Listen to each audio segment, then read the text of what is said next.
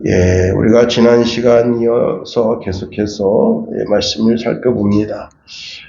지난달 25일 날 서울에 있는 현대백화점 엘리베이터 안에서 60대 남자가 갑자기 쓰러졌습니다.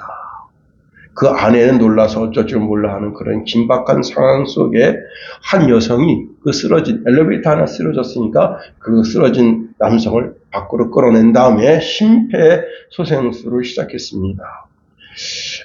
심폐소생술 한 1분 정도 지속됐을 때에 그때 그 남성이 눈을 떴고요. 그리고는 점차 이제 안도의 숨을 쉬고 그리고는 정신을 차리게 됐습니다. 백화점 이제 관계자들이 제세동기가 요즘은 다 비치가 되어 있잖아요. 그걸 가지고 이제 현장에 도착했지만 이미 건강을 회복해서 걸어 나갈 수 있을 정도로 완전히 회복됐습니다. 그래서 이 여성이 누군가 봤더니 용인 세브란스 병원의 심장내과 임상전담 간호사인데 지난해 이제 쌍둥이를 낳은 후에 육아 휴식 중에 있었다고 합니다. 여러분 그 심정지가 왔을 때는요 골든타임이 굉장히 중요합니다. 그 골든타임 안에 심폐소생술이 처해지지 않으면 운명하게 되는 거예요. 심정지가 왔을 때 사람을 살리는 것은 심폐소생술뿐입니다. 그런데 우리 영을 살리는 것은 오직 예수님뿐이다 하는 겁니다. 이 세상에서 우리의 영혼을 살리겠다고 달겨드는 너덜너덜한 것들이 참 많다는 거예요. 우리가 이미 골로새서 2장에 보면 철학이 우리 영혼을 살리겠다고 달려들고 또 육신의 할례, 또 먹고 마시는 것, 절기, 거짓된 겸손, 천사 숭배, 신비주의, 또 율법주의, 사람이 만든 경건주의, 극단적인 금욕주의, 그 다음에 신비주의. 이런 것들을 우리 영혼을 살리겠다고 달겨드는데 우리가 여기에도 구원의 길이 있겠구나 하고 착각하고 달겨들면 안 된다고 하는 겁니다. 심지어 식물까지도 우리의 영혼을 살리겠다고 달겨드는데 사도 바울은 고린도전서 8장 8절에 식물은 우리를 하나님 앞에 세우지 못하나니라고 단정지어서 말씀하고 있습니다. 식물이 우리를 하나님 앞에 세울 수 없듯이 이 땅의 그 어떤 것도 우리를 하나님 앞에 세우지 못한다 하는 겁니다. 오직 우리를 하나님 앞에 세우시는 분이 있는데 그 분이 예수 그리스도이시다 하는 거예요. 그래서 바울이 권면하는 겁니다. 땅의 것을 생각하지 말라는 거예요. 철학이나 할례나 거룩한 음식이나 오만한 겸손이나 천사숭배나 신비주의나 율법주의나 거짓된 경건주의나 금욕주의나 신비주의 이런 것들에 주목하지 말라는 거예요. 그러면서 오늘 본문의 말씀에 2절에 이런 말씀을 주십니다. 위의 것을 생각하고 땅의 것을 생각하지 말라는 겁니다. 바울은 위의 것을 목표로 삼으라 명령합니다.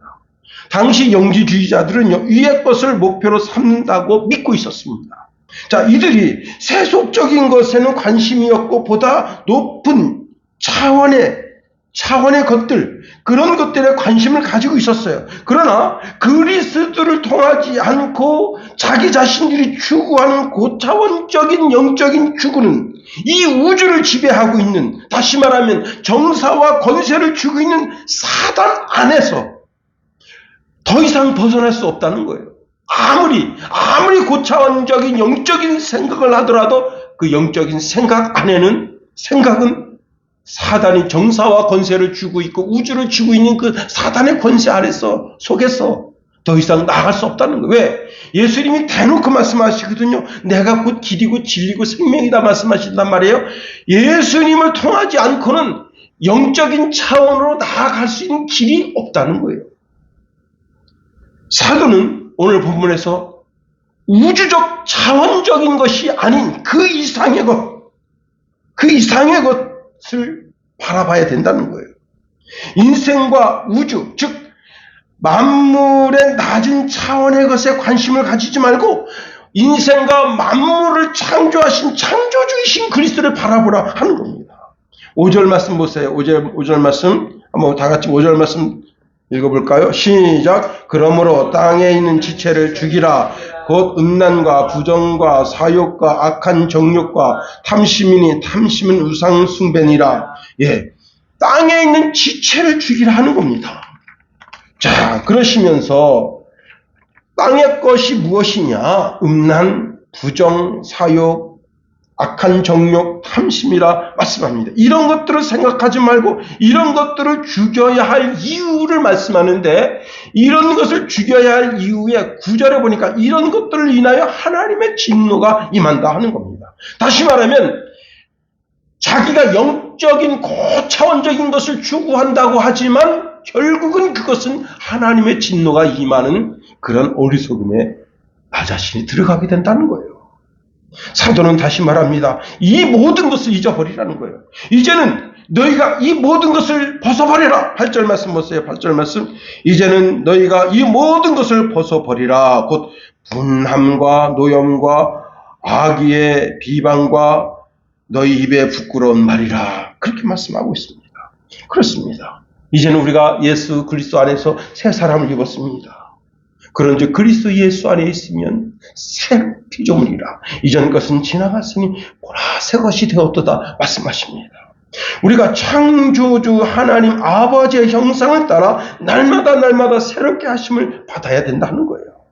우리가 이렇게 하나님의 형상을 본받아서 거룩하게 되는 것, 새롭게 되는 것은 어느 특정인에게만 주시는 것이 아니라 헬라인이나 이제 유대인이나 할례당이나 무할례당인이나 야인이나 수구다인이나 종이나 자유자나 구별 없이 다 그리스도 예수 안에서 하나님의 형상을 회복하는 존재가 되어야 한다 하는 겁니다. 그러면 우리가 하나님의 형상을 회복하기 위해서는 어떻게 해야 되느냐?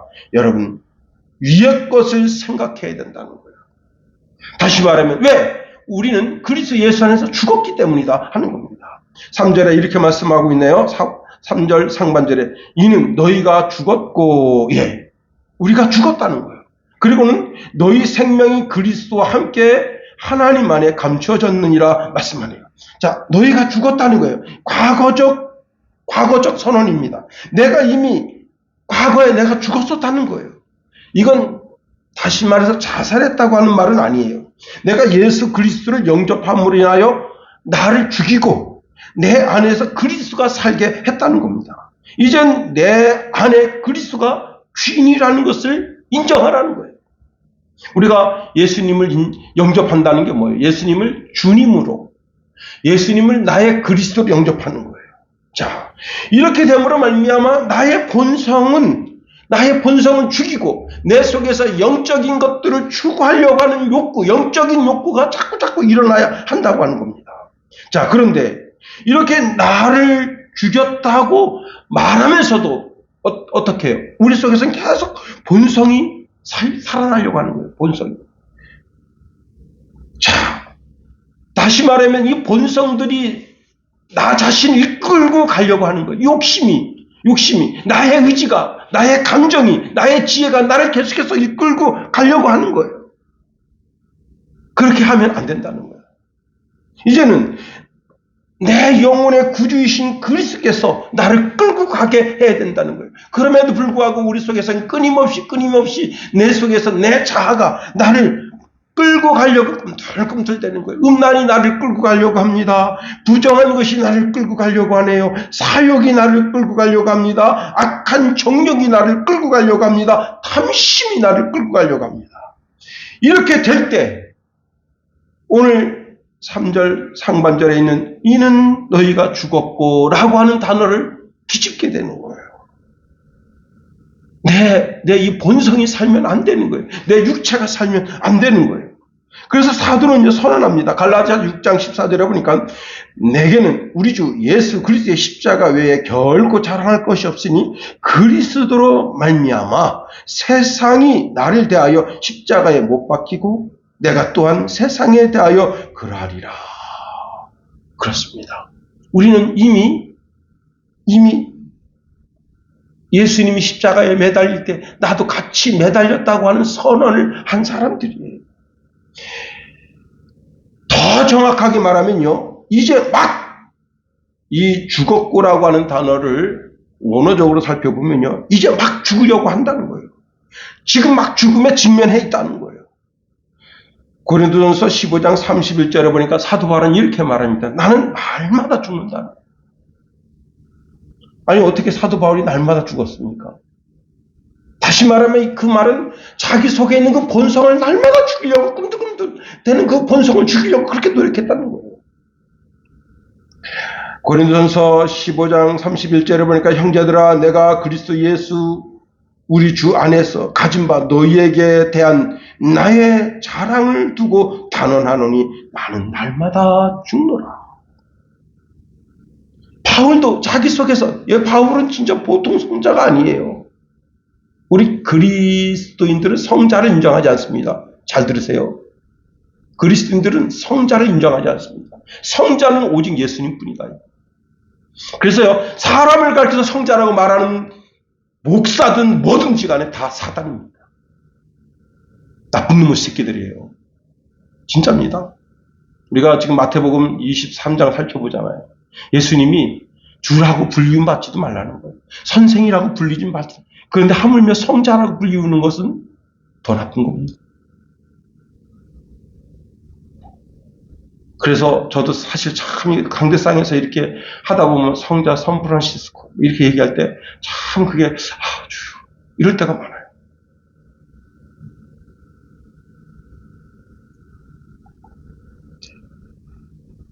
그럼에도 불구하고 바울은 성자와 같은 분이에요. 성인 같은 분이에요. 그런데 그 속에서 자기가 본성이 꿈틀꿈틀대고 있다는 거예요. 바울이 그럴 정도라면 우리는 어떠하겠냐 말이에요. 그런데 사도가 그런 자기 본성이 꿈틀꿈틀대는 데서 자기가 영적인 승리를 가져올 수 있었던 것은 뭐냐면 끊임없이 자기 본성을 죽이려고 하는 몸부림침이 있었다는 거예요. 다시 말하면 우리도 그런 몸부림이 있어야 된다는 거예요. 내 감정을 죽이고 내 의지를 죽이고 내 지성을 죽이고 내 자아가 꿈틀대지 아니하도록 정말 모든 일마다 때마다 그리스도께서 나를 주관하시도록 하기 위해서 정말 꿈틀대는 그 본성을 죽여야 된다는 거예요. 사도 바울은 다메섹에서 예수님을 만나서 이제는 그리스도를 위해서 살겠다고 선언한 사람입니다. 그의 신실한 봉사와 헌신, 이 모든 것이 그 본성이 되살아나게 되면 아무것도 아닌 것처럼 되어버리는 거예요. 그래서 자기 본성을 끊임없이 억제하려고 몸부림치는 거예요. 로마서에서 이렇게 말씀하고 있습니다. 로마서 8장 6절 8절에 보니까 육신의 생각은 사망이요 영의 생각은 생명과 편안이니라. 육신의 생각은 하나님과 원수가 되나니 이는 하나님의 법에 굴복하지 아니할 뿐 아니라 할 수도 없습니다. 육신에 있는 자들은 하나님을 기쁘시게 할 수 없느니라. 그러시면서 에베소서 4장 22절에 보니까 너희는 유혹의 욕심을 따라 썩어져가는 구습을 쫓는 옛사람을 벗어버리고 새 사람을 입어라. 그렇습니다. 우리의 걸음이 주님을 향한 걸음이어야 되고, 제가 언젠가도 말씀드렸잖아요. 내 호흡이 정말 이렇게 순수한 호흡이 주님을 향한 삶을 통해서 이루어지는 호흡이어야 되고, 내 심장이 뛴다면 주님의 사명을 위해서 심장이 뛰어야 된다. 도둑질하려고 심장이 뛰고, 남의 걸 어떻게 하면 저 남의 지갑을 훔칠까 하고 그 심장이 두근두근대고 잠깐 내 정신 모든 온 신경이 그렇게 쓰이는 그런 인생 되면 안 된다. 그렇습니다. 여러분, 우리는 그리스도 예수 안에서 내 본성을 날마다 죽이는 사람들이다. 두 번째로, 우리가 예수 그리스도로 말미암아 이렇게 새 생명을 얻었는데 그 새 생명은 그리스도 안에 있고 그 새 생명이 하나님 안에 감추어져 있다 하는 겁니다. 예, 우리가 한번 성경 구절 다시 한번 읽어볼까요? 예, 3절 말씀 다시 한번 읽어봅니다. 시작. 이는 너희가 죽었고 너희 생명이 그리스도와 함께 하나님 안에 감추어져 있음이라. 여러분, 내가 새 생에 대하여 죽고 이제 그리스도로 말미암아 내가 새 생명을 얻었습니다. 생명의 원천이 하나님에게 있다는 거예요. 그 생명의 원천이 그리스도 안에 있을 때에만 생명이 수여된다는 거예요. 우리의 생명이 그리스도 안에 있고 더 나아가 우리의 생명이 그리스도의 생명과 함께 하나님 안에 감춰져 있다는 겁니다. 자, 여러분, 남녀가 만나서 사랑을 했어요. 그래서 그 결과로 한 생명이 그 자궁 안에서 잉태가 됐습니다. 잉태된 생명이 보이진 않아요. 근데 그 안에서 어떻게 돼요? 계속해서 그 어머니를 통해서 계속 영양분이 공급되면서 그 안에서 자라는 거예요. 그런데 최소한 몇 달 동안, 10개월 동안 그 안에서 생명 보자기 안에 쌓여서 거기서 자꾸 자라요. 그런데 그 생명이 이제 10달 정도 되면 그 어머니의 자궁을 터치고 나와. 완전한 인간 한 개체로 나오게 되는 거예요. 다시 말하면 우리 생명이 그리스도 안에서 그리스도를 통해서 생명의 공급함을 받는데 그 생명 공급함을 받는 우리 생명이 하나님의 그 비밀 안에 이렇게 쌓여져 있어요. 마치 어머니의 자궁 안에 들어가 있는 것처럼. 그렇습니다. 그래서 나와 그리스도의 관계가 단절되면 생명이 끊어지는 거예요. 이 생명은 우리 인간의 호흡을 하는 생명을 말하는 게 아니에요. 영적인 생명을 말하는 거예요. 영적인 생명. 그리스도가 교회의 머리가 되고 우리가 그의 지체가 됩니다. 제가 이제 오늘 이렇게 유튜브를 보다가 보니까 어떤 분이 영화를 리뷰해놨는데요. 딱 20분만 리뷰를 해놨어. 5분 동안 이렇게 짧게. 그래서 제가 그 영화를 보다 왔는데 이제 배틀 포 뭐였더라 하여튼 그런 영화예요. 근데 이제 이분이 비행조종사인데 러시아 비행조종사인데 두 다리가 잘렸어요.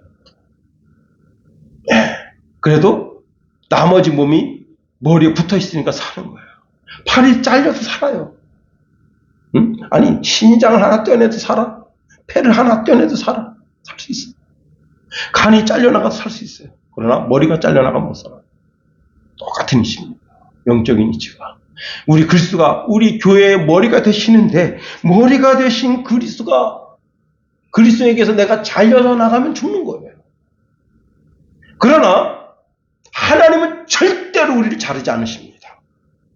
우리가 어떤 죄를 짓고 사람이 생각할 때 사람의 사상과 생각으로는 도저히 용납할 수 없는 그런 죄를 졌더라도 하나님께서 스스로 잘라내지는 않으십니다. 로마서 8장 38절 39절에 이렇게 말씀하네요. 내가 확신하노니 사망이나 생명이나 천사들이나 권세자들이나 현재일이나 장래일이나 능력이나 높음이나 깊음이나 다른 아무 피조물이라도 우리를 우리 주 그리스도 예수 안에 있는 하나님의 사랑에서 끊을 수 없으리라 말씀합니다. 하나님의 그 생명 보자기 안에 우리가 이렇게 쌓여져 있어요. 그런데 반드시 그 하나님의 생명의 보자기 안에 쌓여져 있는 영생의 생명이 드러날 때가 있다는 겁니다. 숨겨진 것은 반드시 드러난다. 예수님 말씀하십니다. 마태복음 10장 26절에 보니까 저희를 두려워하지 말라. 감춘 것이 드러나지 않을 것 없고 숨은 것이 알려지지 않을 것이 없느니라. 여러분, 예수 안에 있는 생명이 반드시 드러날 때가 있다는 거예요. 나의 본성을 죽이고 그리스도 예수의 사람으로 살려고 할 때 하나님 안에 있는 생명이 드러나게 된다는 거예요. 여러분, 우리가 새 사람이 됐습니다. 그러면 새 사람이 됐다고 하는 것은 이 심령이 새 사람이 됐기 때문에 심령이 새 사람이 된 사람은 삶의 스타일이 새로워지는 거예요. 할렐루야. 그렇습니다. 여러분, 빌어먹던 사람이 이제는 자기 손으로 수고해서 다른 사람을 대접하고 다른 사람에게 물질을 나누려고 자기 손으로 실제 나가서 일을 하게 되는 거예요. 제 아는 분이 참 이분은 대단한 분이에요. 67세까지 변변한 직업 없이 살았어요. 67세까지. 대단하죠. 논팽이를 사는 거야, 논팽이. 그래서 그 집안에 그 많은 전답을 다 날렸대요. 야, 난 참 그 얘기 듣고 깜짝 놀랐어. 그 많은 전답, 양평에 다 팔아서 올려서, 사고치문 하나 팔아서, 67세 되니까 거지가 된 거예요. 더 팔아서 올릴 땅도 없고, 그리고 자기가 살던 집도 다 그냥 이렇게 저렇게 해가지고 그냥 다 날려먹고, 나중에 이제 전세 살다가 사흘째 살아요. 그 내가, 아유, 왜 이렇게 사세요? 67세 돼서 정신 차렸어. 뭘 하느냐? 아파트 관리인이 된 거예요. 그런데 이분이 이게 말하는 수단이 참 대단해요. 왜냐? 맨날 그런 일만, 이게 사람 상대하면서 속아 넘고 속이기도 하고 이런 일만 하다 보니까 이 여자들이 얼마나 드셉니까? 아파트에. 아직까지 일하고 있어요. 70 넘었는데. 대단하시다고. 대단하시네요. 근데 저보고 이렇게 전화가 왔어요. 목사님. 뭐지? 연습학과 읽고 있어. 저보고 이런 말을 합니다. 목사님, 제가 제 손으로 돈 번다는 게 이렇게 행복한 걸 줄 몰랐어. 저요 11조도 냅니다. 감사원금도 냅니다. 그리고요, 저번 달에는 제 딸들한테 용돈도 줬어요. 이야, 그래서 내가 얼마 정도 버세요? 그랬더니, 예, 한 160 좀 안 됩니다. 이것저것 뛰고 나니까 160 조금 안 되는데, 자기는 담배도 안 먹지, 세수도 안 먹지. 그러니까, 예? 거기서 더 좀 일해달라고. 역시요, 아파트 사람들은요, 담배 먹고 술 먹는 거 싫어요. 술도 안 드시죠. 담배도 안 드시니까 좀 더 일 좀 해주세요. 그래가지고 자기가 70 넘어서도 일한다. 이야, 대단합니다. 여러분, 이제는 성경 말씀이 내 삶을 통해서 실천이 되게 되는 겁니다. 아내를 사랑하고 남편을 사랑하고 부모가 자녀를 사랑하고 자녀들은 부모님을 존경하고 사랑하고 원수지간인데도 그 원수를 먹이고 입히고 채우고 봉양하는 거예요. 너무나 뜨겁게 사랑하기 때문에 원망할 수가 없어요. 그 사랑으로 허다 너머를 덮어줍니다. 멀리서 손님이 왔는데 갈 데가 없어. 그러면 자기 방을 내어주고 거기서 먹고 살게 하고, 여러분 갈 데 없으면 아예 주저앉아서 여기서 살라 합니다. 그리고는 같이 신앙 심어주고 그 신앙을 통해서 이제 자라나게 하고. 제 아는 분이 이제 정말 오갈 데가 없었어요. 저보다 2살 많으신가 3살 많으신데 목사님 되시는데 정말 오갈 데가 없는. 참 인생이요, 어디 가서 머리 이렇게 눕힐 만한 집이 없다는 게 그게 참 비참합니다. 그래서 이분이 어떻게 되느냐, 포천에 있는 한 기도원에 갔어요. 거기는 낮에 8시간만 일하면 먹고 재워줘요. 먹이고 재워줘요. 그래서 거기서 2년 동안 노가다를 했어요. 2년 동안. 예, 대단합니다. 그 기도원이 대단한 거예요. 그렇게 일하는 사람이 30-40명 정도 돼요. 전국에서 정말 변변한 직업 없이 그냥 거기 기도원에서 그 관계자 되는 분들이 이런 일을 하십시다. 그럼 이런 일 시키고 저런 일을 합시다. 저런 시키고 눈 오면 눈 치우고 비 오면 이제 또 어디 비 새는데 가리고. 그럼 허드레이를 그 기도원에서 그렇게 하면서 먹여주고 재워주는 거예요. 그렇게 2년 동안 있다가 보니까 그 기도원에 기라성 같은 목사님들이 많이 오거든. 거기서 내가 목사가 돼야 되겠다. 이렇게 눈이 뜬 거예요. 영적인 눈이 떠서. 그래서 그때부터 지도를 바꿔서 하나님, 이제 먹고 사는 문제가 아니라 제가 신학교 가는 길을 열어주십시오. 그래가지고 선교신학교 가서 공부해가지고 목사님이 됐는데요. 서울 신림동 근처에 있는 교회인데 제법 큰 교회, 거기 지금 담임으로 계세요. 네? 참 그 기도원이 대단한 기도원이에요. 쫓아내지 않고. 여러분, 새 사람을 입었기 때문에 새 사람의 성품이 거기서 자꾸 나오는 거예요. 제가 이제 설교 준비하면서 원희룡 제주도 지사 이야기를 들었습니다. 이분은요, 제주 중문교회 협동 안수 집사래요. 이분은 이제 제주도 지사가 됐잖아요. 제주도 지사가 되면 1년에 한 번씩 한라산 정상 꼭대기에 올라가서 뭘 하는가 하면 이제 산신제를 지내요. 산신제를 지낼 때 초현관 역할을 해야 됩니다. 초현관 역할을 하는 것 중에 하나가 뭐냐면 제일 먼저 무릎 꿇고 절을 하고 그 다음에 술을 올리는 거예요. 도지사가. 누구한테? 한라산 산신령한테. 그럼 자기가 교회 안수 집사인데 자기 교회는 일제시대 때 신사참배해서 거부해가지고 순교자가 나온 교회래요. 그런 순교의 피가 흐르는 교회인데 자기가 그걸 의지를 꺾고 거기서 술 따라서 거기서 붓고 그 산신령의 노여움을 사지 않으려고 몸부림쳐야 이제 한 해 동안 그 제주도에 바람이 많이 불잖아요. 바람 부는 그 바람신이 바람도 잔잔하고 태풍신도 잔잔하고 파도신도 잔잔하고 일기를 주관한다는 거예요. 여러분 22세기도 이런 사상을 가지고 산꼭대기에서 그렇게 초원제를 드리는 인간들이 있는 거예요. 지금도. 자, 이 산신령의 마음을 잘 다스려야 태풍, 장마, 전염병 이런 것이 생기지 않도록 그거 막아준다 이게. 그런데 원희룡 제주 도지사가 걷어치 않아요. 난 안 한다. 그리고는 다른 미신을 믿는 박정아 정무 부지사를 보냈다고 합니다.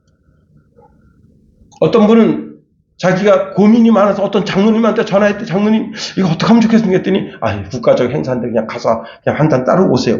이런 썩어빠진 장로가 있더래. 그 장로입니까? 당장 잘라야지. 그런 장로가 있으니까 대한민국이 문제가 되는 거예요. 가나다라. 신앙의 가나다라도 모르는 거예요. 1, 2, 3, 4도 모르는 거예요. 그런 게 무슨 장로입니까? 응? 참 정신 차려요. 목에 칼이 들어와도 아닌 건 아니라 해야지. 절대 신앙은 타협 없어요.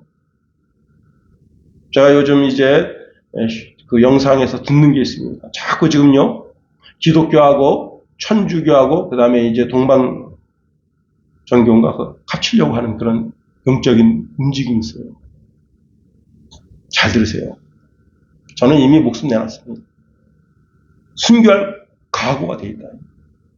절대 아닙니다. 절대 아닙니다.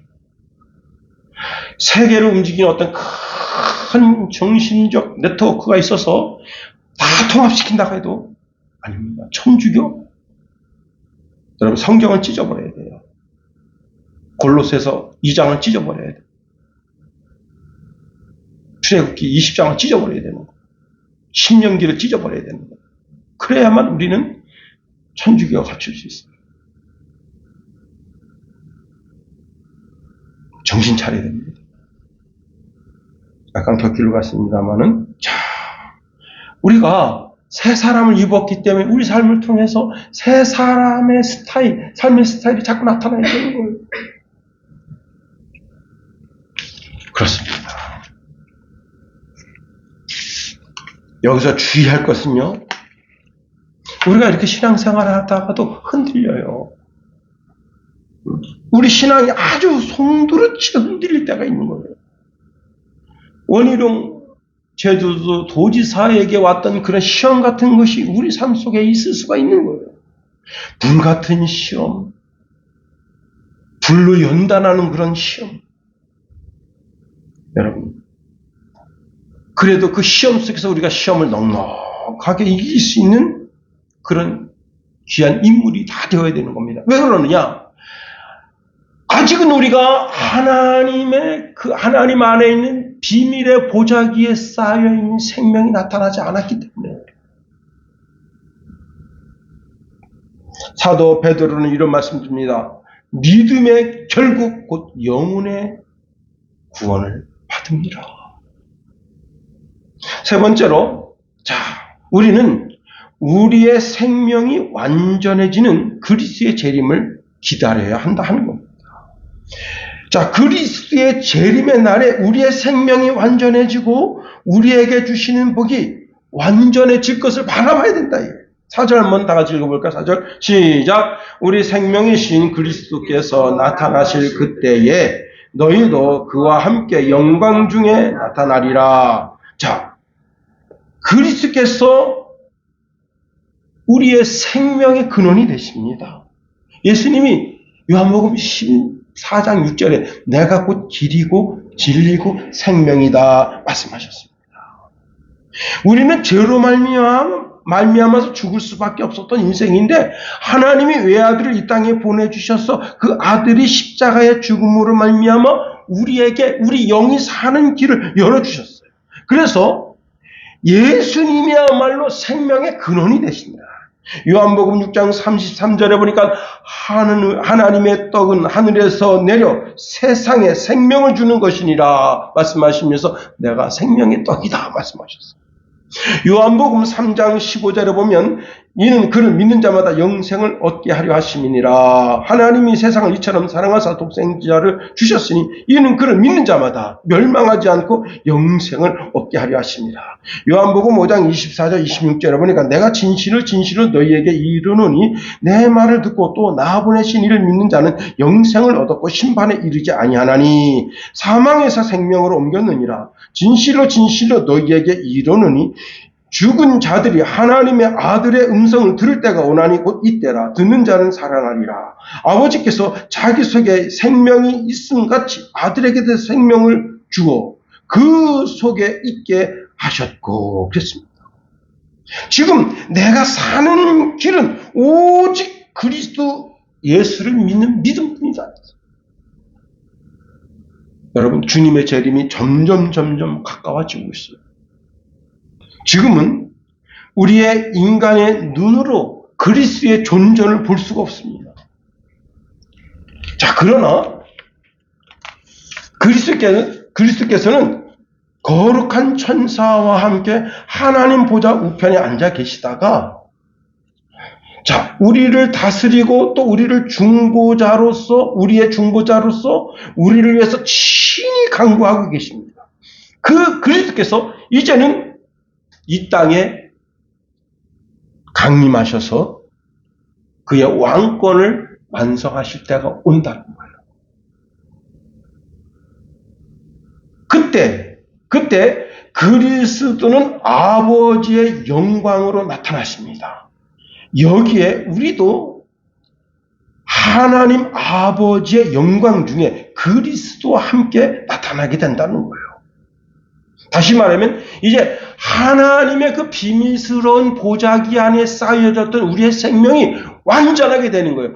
어린 태아가 엄마 뱃속에 10달 있다가 그 배를 터치고 나와서 새 생명이 되는 것처럼 그런 우리 영을 통한 완전체, 다시 말하면 부활체를 입게 되는 그날이 오게 되는 거예요. 그때가 가장 영광스러운 날이다, 이게 인간에게 있어서는. 데살로니가후서 1장 10절에 보니까 그 날에 그가 강림하사 그의 성도들에게 영광을 받으시고 모든 믿는 자에게 놀랍게 여김을 받으시리니 이는 우리의 증거가 너희에게 믿어졌습니다 말씀하십니다. 가장 영광스러운 날, 성도들에게 있는 이미 죽어서 하나님의 나라가 있는 구약의 성도들, 신약의 성도들, 또한 이제 신약 성경 이후의 모든 성도들, 그리고 이제 앞으로 믿을 그 성도들, 모든 성도들이 가장 영광스럽게 되는 날이 언제냐? 하나님 아버지의 영광을 입고 부활체를 입는 날이다.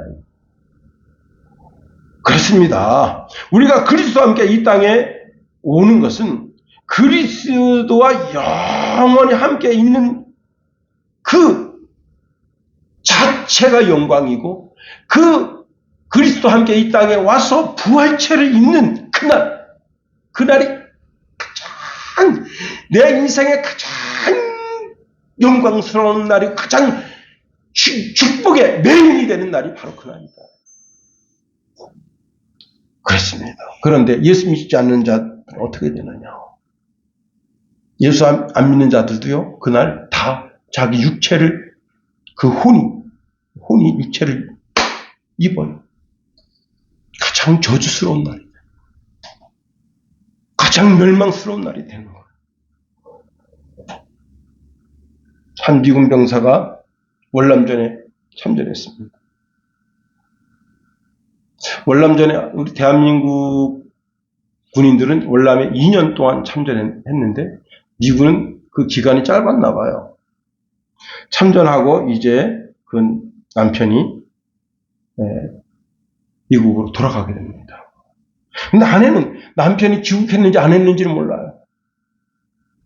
어린 아들 둘이 있는데 그 아들 둘이 이제 소파에 앉아서 남편이 이제 아내가 손 모아 기도하고 두 아들이 그래도 5살 정도 된 아들은 정신 차리고 기도하는데 3살쯤 된 아들은 전방 죽입니다. 텔레비전 갖고 껐다 했는데 거기 뭐가 나오냐면 생쥐 나오는 거 그거 뭐였죠? 이렇게 생각이 안 나네 갑자기.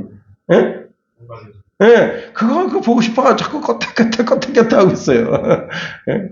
그게 이제 엄마가 얘기합니다. 야, 오늘 아빠를 위해서 기도하자. 예, 언제 올지 모르는 그 아빠를 기다리면서. 엄마가 그 아들 둘을 기르면서. 그런데 남편이 예상보다 일찍 왔어요. 문 밖에서 이제 노크를 하는데 똑똑똑. 일단 자동차 소리가 자기 집에 자동차가 올 일이 없는데 자동차가 요란하게 와서 쓰고 그리고 이제 집으로 똑똑 두들기는데 생각할 때는 무슨 우편 배달부가 왔는가 이렇게 생각하는데 멋진 군인이 탁 서 있습니다. 그러니까 그 아내가 막 뛰어나가서 그냥 꽉 끌어안고 그 5살 아들은 막 뛰어가서 아빠 다리 붙잡는데 이 3살짜리는 이놈이 누구냐 하고 뭐 등 쳐다보고 있어요. 이놈이 누구냐. 참, 여러분, 우리 주님 오실 날, 그날, 신랑 대신 주님이 이 땅에 오실 그날, 우리가 완전한 부활체를 입고 하나님의 영광 중에 거할 그날을 바라보면서 우리가 이 땅에 살면서 어떻게 해요? 그날을 기다리는 사람은 늘 항상 위의 것을 찾아봐요. 주님 곧 오십니다. 우리가 마라나타 주 예수여 어서 오시옵소서 고백하면서 날마다 이 여인이 자기 남편 월남전에 간 남편 돌아오길 기다리는 거죠. 그 아들이 월남전에 참전한 아빠가 돌아오기를 기다리는 것처럼 모든 육신적인 모든 것을 끊고 주님 앞에 주여 우리 남편 무사히 돌아오게 해주옵소서. 그 기도하는 그 아름다운 마음의 신앙의 자세가 우리 속에 있어서 주님을 기다리는 주님이 우리에게 부활체를 입히실 그날을 생각하며 우리의 신앙이 늘 언제나 견고해지게 되게 되기를 예수님의 이름으로 축원해드립니다. 기도하겠어요. 하나님 우리를 붙드시며 인도하소서. 주님이 땅에 오실 그때를 기다립니다. 하나님 그러함에도 불구하고 우리가 우리 속에 주신 새 사람을 덧입어서 이 땅에서 좀 더 거룩하고 좀 더 성결하고 좀 더 정결하게 살 수 있는 힘과 능력을 더하시며 인도하소서. 예수님 이름으로 감사하며 기도합니다. 아멘.